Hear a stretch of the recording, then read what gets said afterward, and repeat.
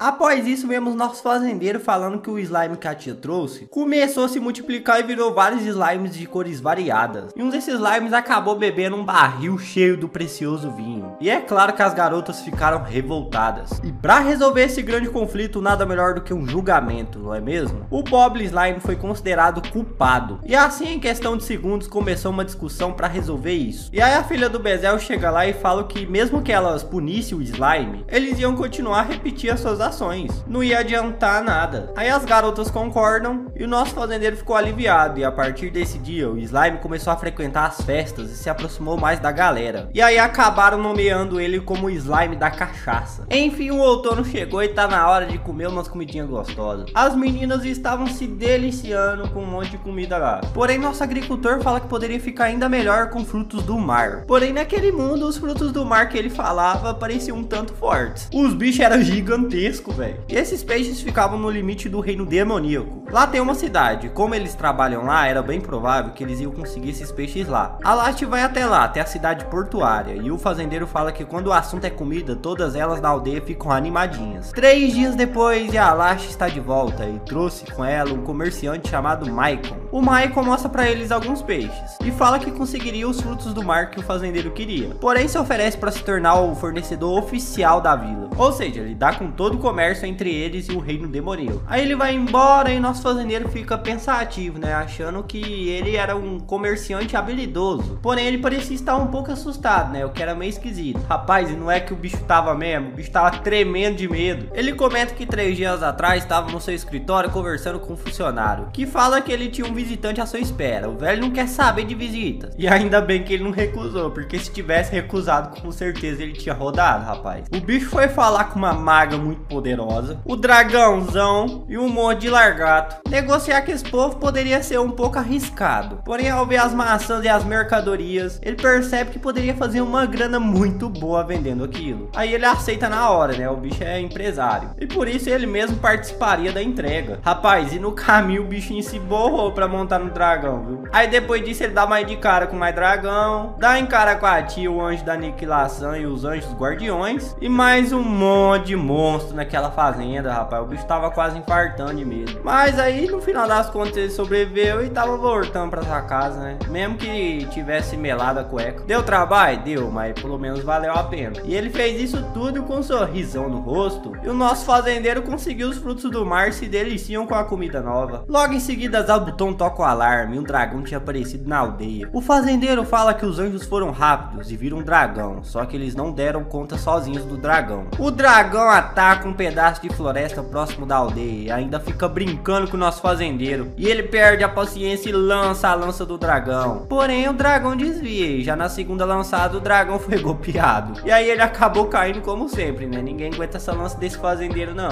E aí já no chão os cachorros já fazem seu trabalho e cercaram essa bela garota. De repente o Dreaming aparece e explica a situação. Ele fala que aquela garota se chama Haruken e ela é sua irmã mais velha. E ela acaba entregando o Dreaming falando que planejava casar sua filha com o nosso fazendeiro algum dia. E por isso ela foi na aldeia pra ver quem e a sua sobrinha se casar. Só que nosso fazendeiro ficou pé da vida com a destruição que ela fez. Então fez ela catar tudo e arrumar tudo. À noite eles vão comer e beber cachaça. A Haruken chama o nosso fazendeiro pra jogar um jogo. Só que ela queria jogar apostado. Só que nosso fazendeiro não tinha nada pra apostar. Então ele dá uma pensada assim e tem a brilhante ideia de jogar apostado suas roupas. Cada um que perdesse teria que tirar uma peça de roupa. E aí o jogo começa. Um tempo depois as coisas estão bem interessantes. O fazendeiro infelizmente só tinha uma peça de roupa sobrando. E aí inicia todo um clima de tensão. E no final o fazendeiro perdeu e as garotas se reuniram. E aí ele tirou sua última roupa. Partiu tirar tudo. E as garotas deram um grito. Será por quê, né? E após isso vemos uma reunião dos generais do Lorde Demônio. Eles estão conversando sobre os dragões, estando se reunindo na aldeia do fazendeiro. E um dos generais fala que agora a aldeia tinha o poder de dominar o país inteiro. E finalmente o rei demônio resolveu aparecer e saiu da toca. Só que ele não tá nem aí pra nada. Ele fala pra Bezel que sua filha tá de mau humor. E aí de repente ele some. E o Randa pela 4ª vez se demitiu novamente. Na aldeia, a Haruken virou professora, que ensinaria as crianças a leitura e a escrita. Porém ela reclamava de tudo que pediam pra ela fazer. E aí Zabuton tocou o alarme novamente. De repente aparecem mais garotas. Porém essas garotas eram metade humana e metade cobra. E elas chegam pedindo pro fazendeiro trocar as pedras preciosas que elas trouxeram navegam por algumas plantações da aldeia. Aparentemente elas estavam em uma dungeon e foram forçadas a sair da sua casa, mas pede que da próxima vez que elas voltassem para negociar com eles, pelo menos vestissem algumas roupas, né? E aí as mulheres serpente vão embora. Já no castelo dos demônios, umas garotas estão falando para a princesa que a aldeia do fazendeiro tá acumulando poder militar e eles poderiam querer usar a filha do Bezel como refém. E a princesa fala que eles tinham que derrotar a vila e salvar a filha do Bezel. E aí o Bezel foi visitar a aldeia e começa a conversar com sua filha. Ele fala que a princesa tá reunindo tropas e isso deixa a garota preocupada. E ela pergunta por que a princesa tava fazendo isso. E o Bezel fala que no tempo em que a sua filha tinha ficado fora, algumas das suas seguidoras aproveitaram isso para encher a cabeça da princesa. O Bezel até tentou parar o ataque falando com o Lorde Demônio, mas ele é muito molenga com sua filha. E eles começam a atacar a aldeia, mas eles já prepararam a defesa da aldeia. Mas é o seguinte, é o exército que tava se borrando de medo. Eles mandaram apenas as 3 garotas serpentes que conseguiram parar o exército. Se tivessem mandado outra pessoa, como por exemplo a Last, tinha matado todo o exército. Então eles mandaram alguém da aldeia que fosse fraco. Porém, mesmo as garotas sendo fracas, foram capazes de derrotar o exército, velho. E aquelas garotas que estavam enchendo a cabeça da princesa com mentira, vão até a aldeia chorando e pedem pra morar lá. E até mesmo a princesa foi pra aldeia pra ver como são as coisas lá. A princesa se apresenta como Yuri, só que ela esconde a sua identidade de princesa. A Yuri começa a conhecer a aldeia e fica impressionada com tudo. As crianças chegam perto da Yuri e ela fala que elas são muito fofas. Aí ela foi ver as maçãs e fica impressionada. Ela fala que não sabia que as maçãs nascem em árvores. E nasce aonde, hein? Meu Deus do céu. Porém, as garotas reclamam no fundo sobre estar naquele fim do mundo. E aí chega a noitinha, elas iniciam uma tentativa de fuga. Porém, foram impedidas pelos cachorros. E após isso, dão de cara com as aranhas demoníacas e caem duro no chão. E depois disso, elas se arrependem de tentar fugir. De agora em diante, elas iam trabalhar como se suas vidas dependessem disso. E na real, dependem mesmo. E a princesa fala que se arrepende de ter levado um conflito para um lugar tão pacífico. E ela fala que só fez isso porque se preocupou muito com a filha do Bezel. Chega a noite, todo mundo enche a pança. E as garotas achavam muito difícil trabalhar, mas compensava pela boia. O trem tava gostosinho demais. Aí de repente o fazendeiro acha estranho porque a Lu tava na altura normal dela o dia inteiro. E ela fala que sua magia de transformação não tava funcionando. Um tempo depois, a Yuri e as meninas começam a fazer os trabalhos braçais. E as nobres donzelas começam a reclamar. E as crianças começam a ensinar as garotas a trabalhar. Um tempo depois, a princesa se despede de todos pra ir embora. E ela pergunta pras 3 donzelas se elas não iam embora. E elas falam que ainda tem coisas que elas queriam aprender naquela aldeia. E aí a princesa foi embora e o rei demônio começa a falar que desde quando a sua filha voltou da aldeia estava diferente. E o Bezel fala que as filhas tendem a se tornarem adultas antes que os pais percebessem. E aí ele começa a pensar sobre a palavra adulta. E aí começa a pensar a malícia, que ela tava junto com o fazendeiro. E o bicho fica pé da vida e já começa a falar que ia arrebentar o nosso fazendeiro. Já na aldeia tinha iniciado a colheita do inverno e aí a produção foi muito boa. Foi tão boa que tinha coisa demais e não tinha como guardar. E com isso ia aumentar aí muitas entregas de mercadoria. E a Last pede também para entregar um pouco pro seu pai, que morava no continente do norte, e a sua mãe, que morava no continente do sul. A Last então segue caminho para entregar as mercadorias e o Michael não é bobo nem nada e já pede a Last para eliminar no caminho uns monstros que estavam atacando suas embarcações. E na volta ela já leva os bichos para fazer um rango lá na aldeia. E a Haruki vai pro norte. No caminho de volta, ela trouxe para casa um grupo de 5 belas damas. E elas são elfas da montanha. Uma delas se chama Ya e ela é líder. E o fazendeiro já sabia da história e pediu para que elas morassem lá. E ela fala que pelo menos vai caçar para ajudar na aldeia. Só que o plano dela não dá muito certo não, já que os monstros das florestas não são normais. E elas voltam para casa todas machucadas. Após isso, o fazendeiro tá tentando fazer alguns vasos, porém não tá conseguindo por conta do material que tá usando. Ele fala que precisava de argila e aço. E a elfa da montanha oferece para ir buscar, já que as elfas das montanhas eram especialistas nisso. E assim ela consegue os materiais e eles conseguem fazer os vasos. E aí do Neida, uma das elfas, fala que tinha encontrado uma entrada para uma masmorra. E ela pede permissão pro fazendeiro mandar uma equipe para lá. Ele aceita e a equipe vai em direção. E aí o fazendeiro comenta que a casa de banho masculina finalmente estava pronta. E agora ele poderia tomar um banho na paz, no sossego, de boa. Bom, pelo menos é o que ele achava, né? Mas do lado de fora as garotas do reino demoníaco estavam espionando ele. A Flor pergunta o que elas estavam fazendo lá. Elas até tentam mentir, falando que achavam que ele era um banho feminino. Mas a Flor fala pra elas desembuchar a verdade. E elas falam que ia lavar as costas do nosso fazendeiro pra se aproximar dele. E ela fala pra elas não tentar isso de novo. Esse é o último aviso. E a equipe que tinha ido da masmorra voltou. topo. O fazendeiro pergunta se teve algum problema e a elfa fala que lá tem uma víbora sangrenta. O fazendeiro se lembra daquele dia que tinha derrotado ela e fala que a carne de uma víbora sangrenta é muito valiosa. E também consumir a carne desse animal faz o corpo transbordar de vitalidade. E as elfas falam que também melhoraria as relações do casal